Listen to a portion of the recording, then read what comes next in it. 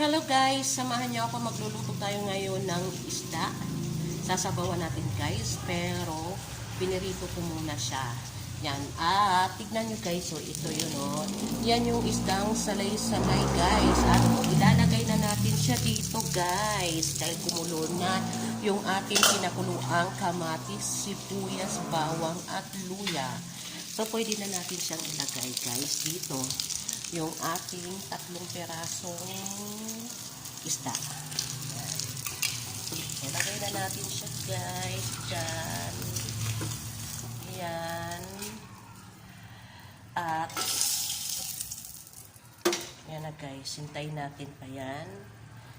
Tapos dito. Yan. So hintayin muna natin. May piprito pa akong dalawa guys. At guys, pwede na nating lagyan ng asin, salt. Asin. Yan. Yan.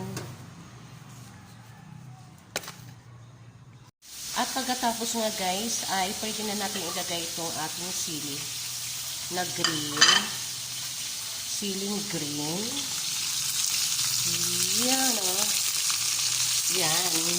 At isusunod natin guys yung ating pechay. Ito yung ating pechay. Yan. Ang ating pechay. Ang lalaki, no? Ang lalaki. Yan. Dito.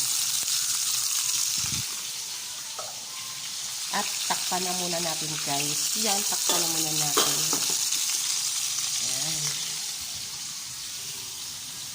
So, tignan na natin guys kung luto na ba.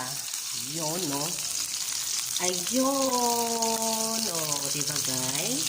Okay na siya, diba? Yan. So, thank you guys. Thank you for watching.